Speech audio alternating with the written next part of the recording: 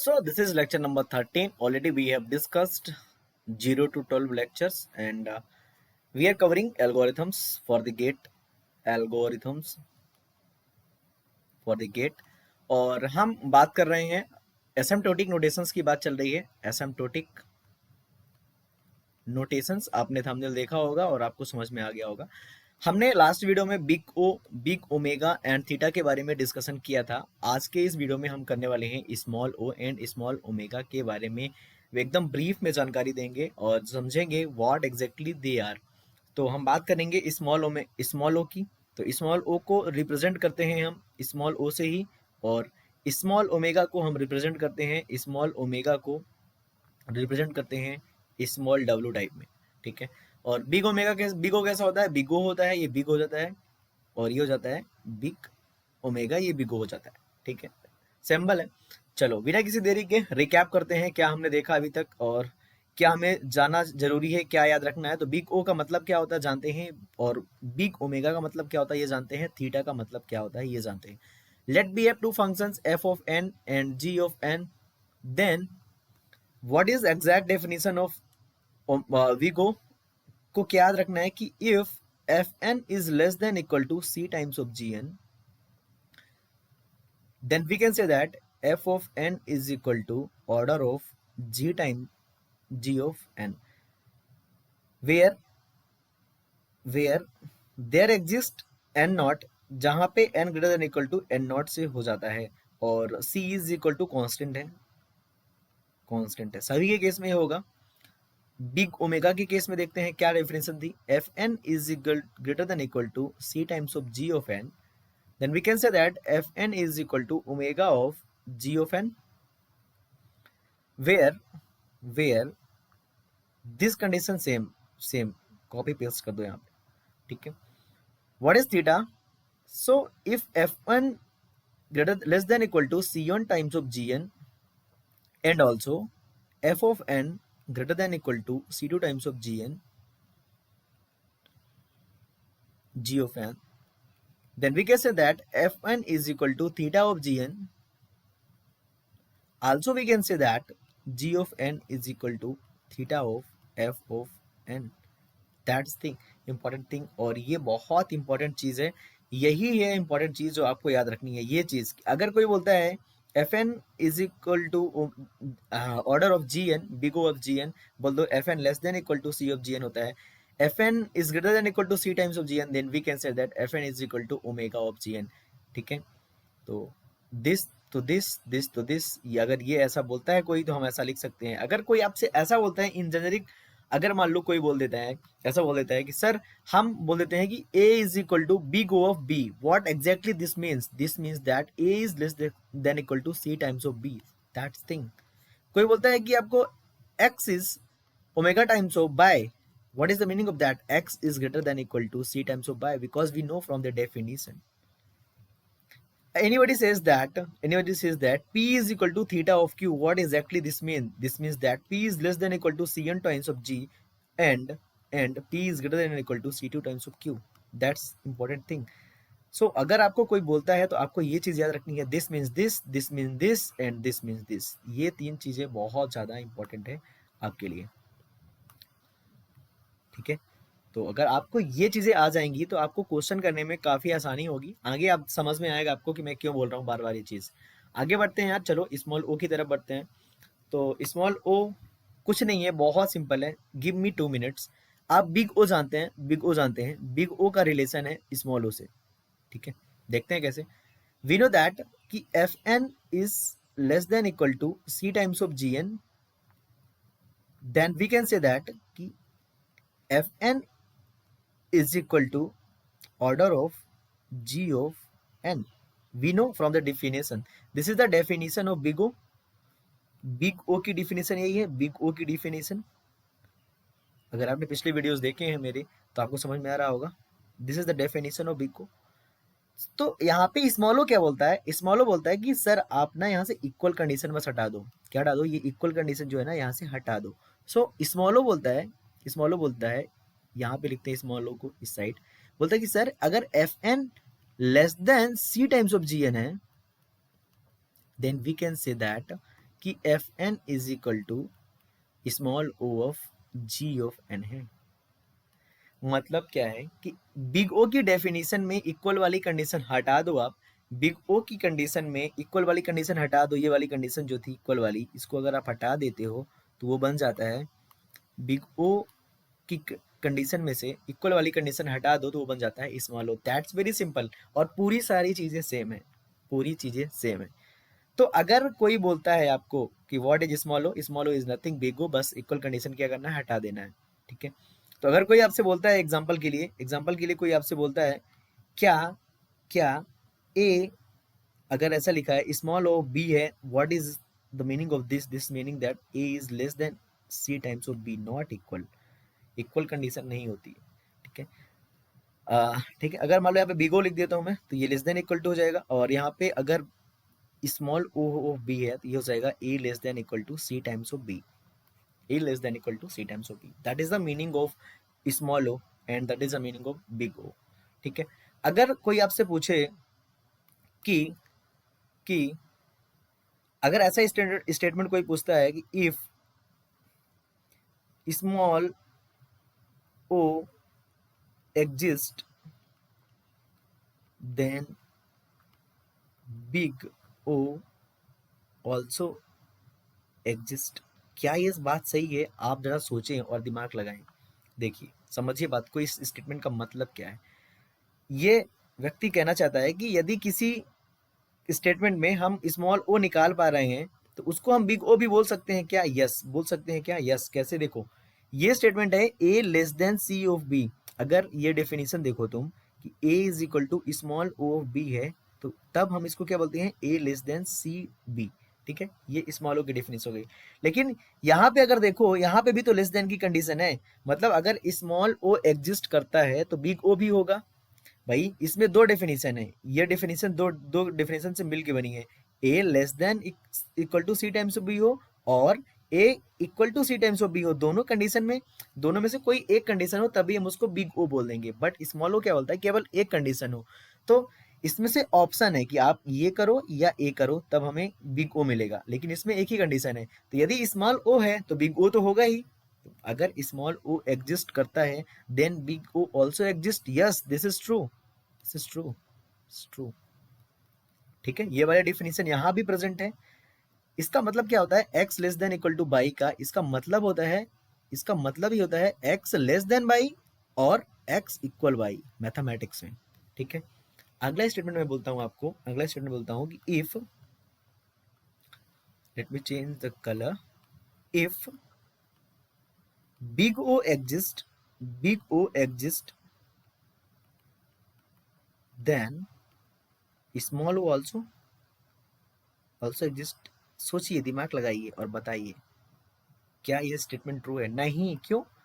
समझो। बिग ओ किस किस रीजन से आ सकता है? बिग ओ आ सकता है इसके कारण से, या तो A less than equal to less than C times of B और A less than equal to C times of B से। तो जब इससे आएगा बिग ओ तब तो हम बोल सकते हैं ठीक है ये वाला डिफिनेशन भी मैच हो गई हमारी। लेकिन हो सकता है कुछ केस में, कुछ केस में A is equal to C times of B आ जाए, लेकिन उस केस में हमारा बिग ओ तो होगा, स्मॉल ओ नहीं होगा।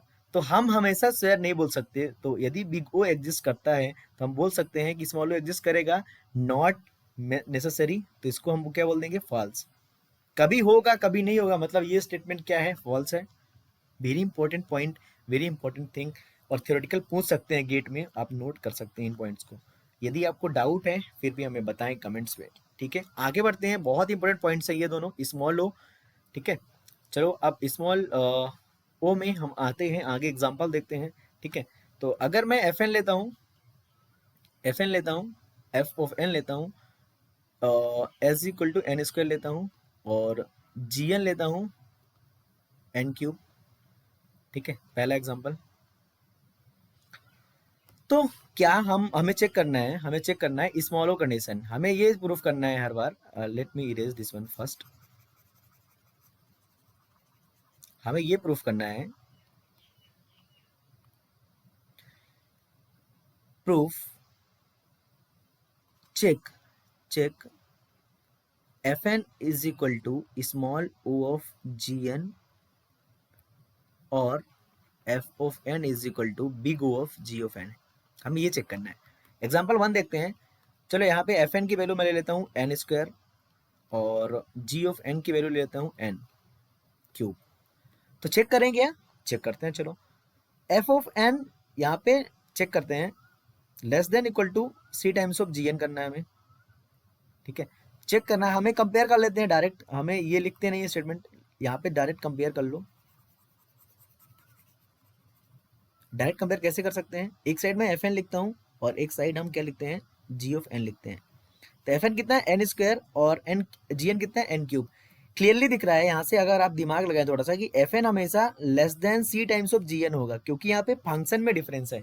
आप कोई भी कांस्टेंट का नीचे मल्टीप्लाई करके डिवाइड करके इसको कभी भी इक्वल नहीं बना सकते। आप इसको n square less than equal to C times of N cube कभी प्रूफ नहीं कर पाएंगे। ये हमेशा एफ एन क्या होगा, लेस देन होगा। मतलब यहाँ पे क्या है, मतलब यहाँ पे ये है कि हमारी जो कंडीशन ट्रू हुई यहाँ पे, वो ये ट्रू हुई कि F N less than C times of G N है। ये वाली कंडीशन प्रूफ हुई, क्योंकि n square less than c, कुछ भी मान लो तुम, कुछ भी मान लो, हमेशा एन स्क्वायर छोटा होगा एन क्यूब के। ठीक है, क्योंकि कोई भी तुम कांस्टेंट मानो, एक टाइम के बाद हमारा एन क्यूब बड़ा ही हो जाएगा। कितनी बड़ी इंटीजर ले लो, एक टाइम के बाद एन क्यूब बड़ा होगा C times of N cube. तो हमारा एन स्क्वायर हमेशा छोटा है, मतलब ये लेस देन वाली कंडीशन ट्रू है। और अगर लेस देन वाली कंडीशन ट्रू है, मीन्स स्मॉल ओ एग्जिस्ट करता है। तो हम क्या बोल सकते हैं कि F of N is less than C times of G N, then we can say that कि F N is equal to small O of ji of n. और अगर स्मॉल ओ एग्जिस्ट करता है, मतलब बिग ओ भी एग्जिस्ट करता है भैया, तो f N is equal to big O of ji of n. That's very simple. Equal condition नहीं हो, इक्वल कंडीशन कंपलसरी नहीं है, और में है। यदि आपके पास लेस वाली कंडीशन है और इक्वल वाली कंडीशन है, दो में से कोई एक कंडीशन हो, तब भी हम भी को बोल सकते हैं। तो हमें तो लेस वाली मिल गई ना, और लेस वाली बस है तो स्मॉल ओ होता है। और यदि स्मॉल ओ एग्जिस्ट करता है तो उसको क्या बोल देते हैं कि बिग ओ भी एग्जिस्ट करता है। Very simple example. Let me take another example here. Let me take another example. Example number 2. Let me take. So let me take Fn is equal to n cube. G of n is equal to n cube. एक चीज और यार, कुछ लोग सोचते हैं ऐसा कि सर हम मैथमेटिकली इक्वल कर रहे हैं। नहीं, हम एसिम्प्टोटिकली इक्वल कर रहे हैं। नॉट मैथमेटिक्स की एकदम इक्वल ही करना है। ठीक है, तो मैथमेटिक्स वाला यहाँ पे इक्वल तो है, लेकिन एग्जैक्ट हमें आंसर नहीं लाना होता है, एग्जैक्ट नहीं कंपेयर करना होता है। ठीक है, तो हम देखते हैं कि क्या मेरा F N less than C times of ji of N है। देखते हैं, n cube less than equal to N cube plus two, that is true. True हो गया। ठीक है, चलो लेस देन वाली, लेकिन हम इक्वल वाली कंडीशन देख लेते हैं। क्या मेरा एन क्यूब कभी इक्वल होगा n cube c times of N cube plus two के? हमारे पास दो कंडीशन है, दोनों चेक कर लेते हैं। यस, हो सकता है। इक्वल कब हो सकता है, तुम्हें मैं इक्वल करके दिखा देता हूँ। अगर मैं पावर में यहाँ पे अगर इधर -2 कर दूँ, एन क्यूब -2 कर दूँ, ठीक है, N cube is equal to यहाँ पे C times of N cube plus two है। मैं सी को 1 ले लेता हूँ, तो N cube is equal to N cube plus two हो गया। और हम जानते हैं कि कांस्टेंट को हम हटा सकते हैं, क्योंकि हम मैथमेटिक्स की बात नहीं कर रहे हैं, हम एसिम्प्टोटिक की बात कर रहे हैं। तो पावर से मैं, मतलब ये इक्वल हो सकता है क्या? यस, यहाँ पे इक्वल कंडीशन भी है, कभी भी इक्वल हो सकता है क्या? हम कांस्टेंट हटा के, बढ़ा के, कुछ भी करके इक्वल कर सकते हैं। यस, इक्वल कर सकते हैं। मतलब यहाँ पे हमारा f N less than equal to C times of ji n के बराबर है। इसलिए हम बोल सकते हैं यहाँ पे कि बिग ओ एग्जिस्ट करेगा। मतलब एफ एन जो है वो है big O of ji of n, इसलिए स्मॉल ओ एग्जिस्ट नहीं कर पाएगा। मतलब क्या है, समझो, एक चीज समझो, एक पॉइंट याद रख लो बस। इफ हाईएस्ट पावर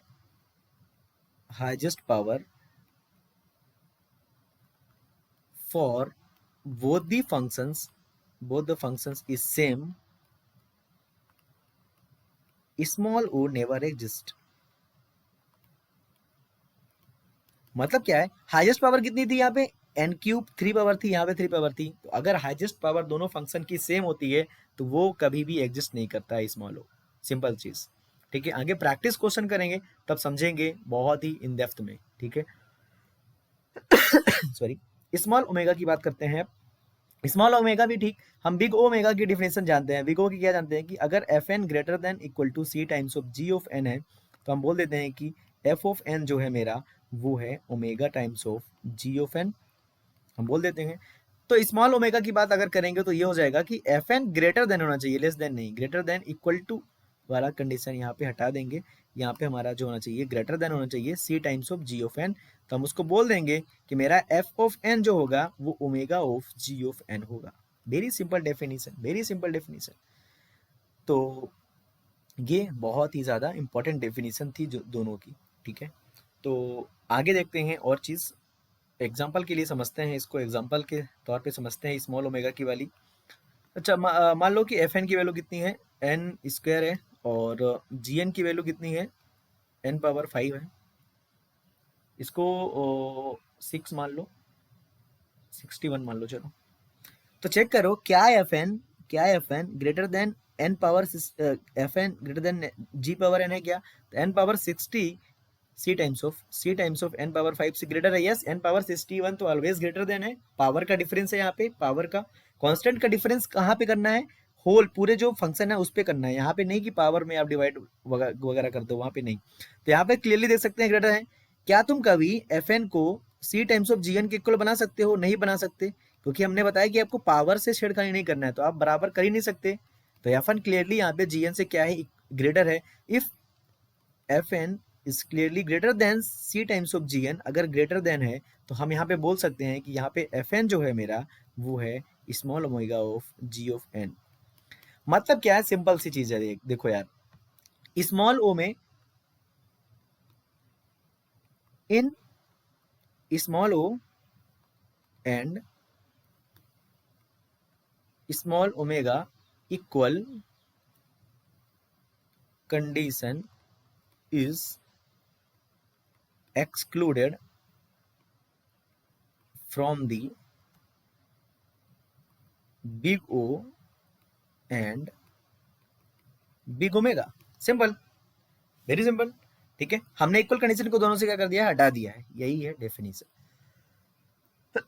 अब आपको मैं एक एग्जांपल देता हूँ, एग्जांपल के लिए देता हूँ, आपको ट्रू फॉल्स बताना है, ठीक है। पहले आप खुद सॉल्व करेंगे।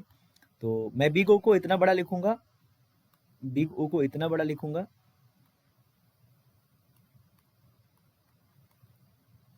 बिग ओ को इतना बड़ा लिखूंगा, स्मॉल ओ को इतना छोटा लिखूंगा, और ये मेरा बिग ओमेगा हो जाता है और ये स्मॉल ओमेगा। स्टेटमेंट नंबर 1 है, क्या मेरा एन क्यूब, क्या मेरा n cube big O of N power 5 है, क्या मेरा n cube big O of N power 4 है, क्या मेरा n cube big O of N power 3 है। यहाँ पे बिगो की बात हो गई थी बड़ा लिखने की, बड़ा लिख लो। क्या मेरा n cube big O of n square है, आपको ट्रू फॉल्स बताना है, ठीक है। सेम चीज स्मॉल ओ के लिए बताना है आपको, क्या मेरा n cube small o n power 5 है, क्या मेरा n cube small o n power 4 है, क्या मेरा n cube small o n cube है, क्या मेरा n cube small of n square है। ये आपको बताने हैं आंसर्स फटाफट। तो देखो यार, सबसे पहले हमें देखना है इक्वल कंडीशन और लेस देन वाली। तो यहाँ पे आप क्लियरली देख सकते हैं कि ये इससे लेस देन है, तो ये वाली कंडीशन तो ट्रू हो गई, क्योंकि यहाँ पे बिगो में तो आप लेस देन लाओ या इक्वल लाओ, दोनों कंडीशन ट्रू मानी जाती है। यहाँ भी clearly less than equal to है, ठीक है, लेस देन है, यहाँ पे इक्वल कंडीशन है, ठीक है, तभी ट्रू हो जाएगा। बट यहाँ पे देखो, यहाँ पे ये वाला फंक्शन एन क्यूब ग्रेटर है, क्योंकि यहाँ पे पावर का डिफरेंस है, ये वाला स्टेटमेंट गलत हो गया। इधर वाला स्टेटमेंट लेस होना चाहिए, इस वाले से हम जानते हैं कि F N is equal to order of ji of n अगर लिखा है बिगो, तो हम इसका मतलब ये जानते हैं कि एफ एन या तो छोटा होना चाहिए या इक्वल होना चाहिए जी ऑफ एन के, सी टाइम्स ऑफ सी, कोई भी कांस्टेंट का डिवाइड मल्टीप्लाई करो फंक्शन में, not in power, that's very simple. इसको देखते हैं एन क्यूब वाले को। तो एन क्यूब वो order small of N power 5 है, क्लियरली देख सकते हैं कि लेस देन वाली कंडीशन है, ट्रू है। यहाँ पे भी लेस देन है एन क्यूब एन पावर 4 से, यहाँ पे इक्वल कंडीशन है, तो यहाँ पे भी गलत हो गया। लेकिन यहाँ पे बिग ओ एग्जिस्ट कर रहा था, स्मॉल ओ एग्जिस्ट नहीं कर रहा था, ठीक है। तो क्लियरली आप देख सकते हैं कि इन दोनों में स्मॉल ओ एग्जिस्ट कर रहा है, इन दोनों में स्मॉल ओ एग्जिस्ट कर रहा है, तो बिग ओ भी एग्जिस्ट कर रहा है। बट यहाँ पे बिग ओ एग्जिस्ट कर रहा है, लेकिन यहाँ पे स्मॉल ओ एग्जिस्ट नहीं कर रहा है।